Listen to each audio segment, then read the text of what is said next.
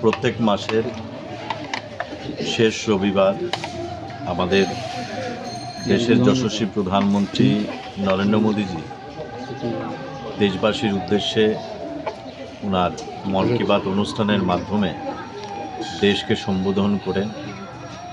2025 সনে আজকের শেষ রবিবারে উনি ওনার মন কি বাত আমাদের মাঝে শোনালেন এবং সমগ্র দেশবাসীর উদ্দেশ্যে আগামী 2026-এর যে নতুন বৎসর শুরু হতে যাচ্ছে তার জন্য শুভকামনা রেখেছেন।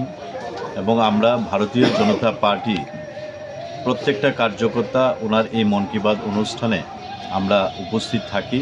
আমাদের আজকে 7 রামনগর মণ্ডলের উদ্যোগের আজকে 37 নম্বর বুথে আমাদের এই মন কি বাত অনুষ্ঠান। আমাদের মাঝে উপস্থিত আছেন আমাদের আগরতলা মিউনিসিপ্যাল কর্পোরেশনের সকলের প্রিয় মেয়র তথা 7 রামনগর বিধানসভার প্রিয় বিধায়ক শ্রদ্ধেয় দীপক মজুমদার মহোদয় আমাদের মাঝে উপস্থিত আছেন।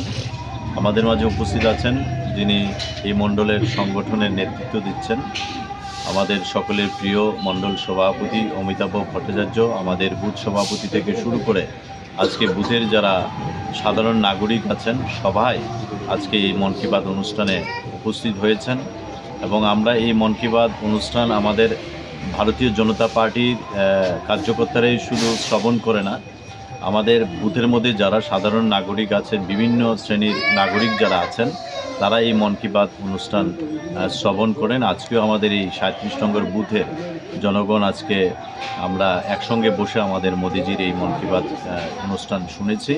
এবং এই মন কি বাত অনুষ্ঠানের মধ্যে দিয়ে একবারের জন্য আমাদের দেশের যশস্বী প্রধানমন্ত্রী নরেন্দ্র মোদীজি পলিটিক্যাল কোনো কথা বলেন না।